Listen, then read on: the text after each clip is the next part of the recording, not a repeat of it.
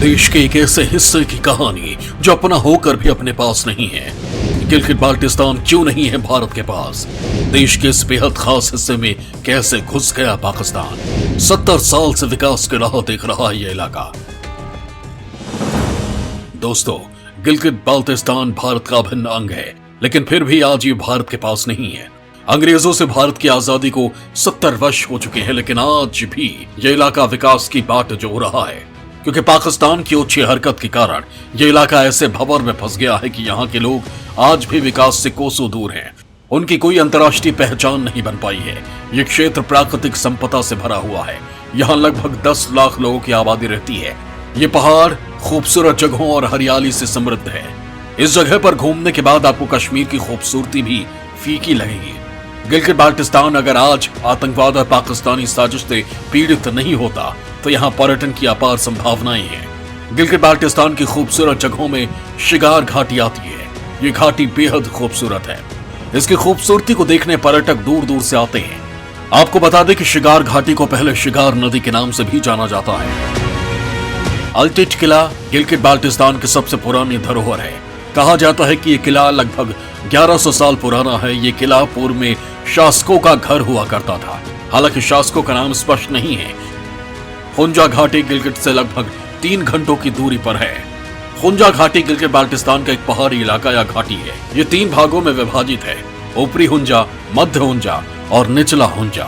ये घाटी पर्यटकों के लिए सबसे लोकप्रिय स्थानों में से एक है। सोचिए, प्राकृतिक सुंदरता से भरा यह इलाका आतंकवाद के कारण विकास के दौर में पीछे रह गया है।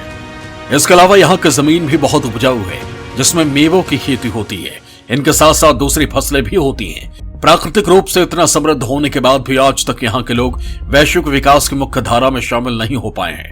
आज हम इन सब बातों के पीछे छिपे इतिहास से पर्दा उठाएंगे। गिलगित बाल्टिस्तान की यह कहानी बेहद रोचक और संघर्षों से भरी है। दुनिया से उपेक्षित इस इलाके की हर जानकारी आपको देंगे, लेकिन आपको पूरा वीडियो इसके लिए देखना होगा। कश्मीर के सभिन्न अंग पर पाकिस्तान का अवैध कब्जा है। यूएन के हस्तक्षेप से भारतीय सेना ने रोक लिए थे पांव। पाक चीन से गिलगित बाल्टिस्तान का सौदा करने के फिराक में। गिलगित बाल्टिस्तान भारत के जम्मू कश्मीर का अभिन्न हिस्सा है, लेकिन यह आजादी के बाद से पाकिस्तान के कब्जे में है। ये क्षेत्र उपेक्षित, अलग थलग और लगभग अविकसित है। पाकिस्तानी संविधान में भी इस हिस्से को राज्य के तौर पर मान्यता नहीं दी गई है। इतना ही नहीं, पाकिस्तान अधिकृत कश्मीर के संविधान में भी इस हिस्से को शामिल नहीं किया गया है। पिछले साल इमरान खान सरकार ने गिलगित बाल्टिस्तान को पाकिस्तान का 5वां प्रांत बनाने के लिए खूब हाथ पैर मारा था, लेकिन उन्हें सफलता नहीं मिली। गिलगित बाल्टिस्तान की राजधानी गिलगित है। गिलगित बाल्टिस्तान 7 जिलों में बटा हुआ है। इनमें गांगचे, स्कर्दू, गिलगित, दियामिर, गिजर, अस्तोर और हुंजा नगर शामिल है। 1947 में भारत की आजादी से पहले गिलगित बाल्टिस्तान जम्मू कश्मीर रियासत का हिस्सा था, लेकिन 1935 में अंग्रेजों ने पूरे गिलगित बाल्टिस्तान को कश्मीर के महाराजा से 60 साल की लीज पर ले रखा था। ये इलाका काफी ऊंचाई पर स्थित है। ऐसे में उस समय पूरे गिलगित बाल्टिस्तान की रक्षा के लिए अंग्रेजों ने गिलगित स्काउट्स नाम की सैन्य टुकड़ी को तैनात किया था। जब भारत आजाद हुआ तो अंग्रेजों ने इस लीज को 1 अगस्त 1947 को रद्द करके क्षेत्र को जम्मू एवं कश्मीर के महाराज हरि सिंह को लौटा दिया। तब जम्मू कश्मीर के महाराजा हरि सिंह ने ब्रिगेडियर घनसार सिंह को गिलगित बाल्टिस्तान का गवर्नर बनाया। गिलगित बाल्टिस्तान के स्थानीय कमांडर कर्नल मिर्जा हसन खान ने जम्मू कश्मीर के भारत में विलय को स्वीकार नहीं किया।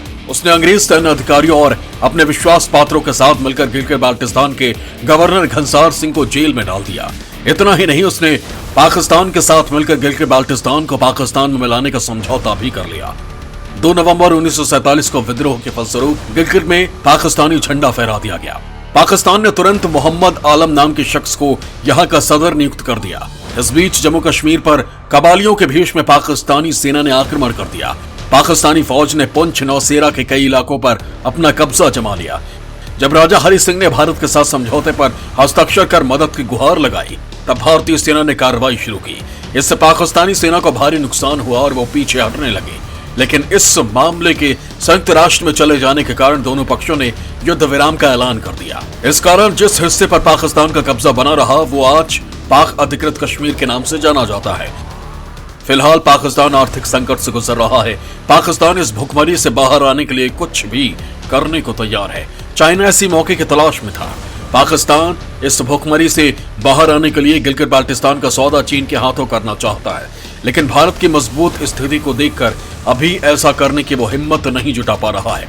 पाकिस्तान ने कभी इस इलाके में प्रशासनिक इकाई बनाई थी, लेकिन अब मोदी का अखंड कश्मीर का प्लान है तैयार। पाकिस्तान ने पाक अधिकृत कश्मीर में दिखावे के लिए एक मुखौटा सरकार का गठन किया। 28 अप्रैल 1949 को पीओके की मुखौटा सरकार ने गिलगित बाल्टिस्तान को पाकिस्तान को सौंप दिया, जिसके बाद 1970 को पाकिस्तान ने गिलगित बाल्टिस्तान को अलग प्रशासनिक इकाई का दर्जा दे दिया और इसका नाम नॉर्दर्न एरिया रखा गया। लेकिन 2007 में इसका नाम दोबारा बदलकर गिलगित बाल्टिस्तान कर दिया गया।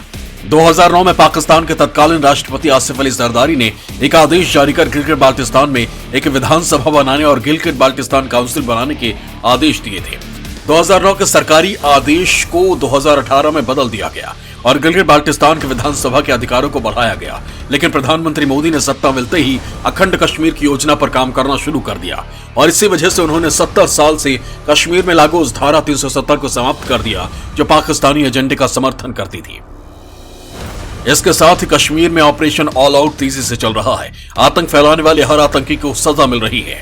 केंद्र सरकार ने भारतीय सेना के हाथ खोल दिए हैं और भारतीय सेना ने कश्मीर में पाकिस्तान प्रायोजित आतंकवाद की जड़ें हिला दी हैं। इसके साथ ही लद्दाख को केंद्र शासित प्रदेश घोषित किया और जम्मू कश्मीर में परिसीमन के लिए कार्य किया जा रहा है। इसके साथ ही प्रधानमंत्री मोदी ने भारतीय सेना के अत्याधुनिक और शक्तिशाली बनाने पर विशेष ध्यान दिया। जल थल वायु तीनों सेनाओं का तेजी से आधुनिकीकरण किया जा रहा है। अब तो पाकिस्तान के भीतर से भी ये सवाल उठने लगे हैं कि भारत पीओके पर कब्जा कर लेगा। अभी हाल ही में भारत सरकार द्वारा सेना में भर्ती के लिए लागू की गई अग्निपथ योजना पर टीवी पर एक बहस चल रही थी, जिसमें पाकिस्तानी विश्लेषक खुद ही बोल बैठा कि भारत ने ये योजना पीओके पर कब्जा जमाने के लिए बनाई है। भारत इन अग्निवीरों के द्वारा एक बहुत बड़ी रिजर्व सेना बना रहा है, जिसकी मदद से वो पीओके पर कब्जा करेगा। ये भारत का पाकिस्तान के गज़वा-ए-हिंद का जवाब है। हम उम्मीद करते हैं कि भारत का यह अभिन्न अंग जल्द ही भारत में शामिल हो और भारत अखंड होने की दिशा में आगे बढ़े। वंदे मातरम।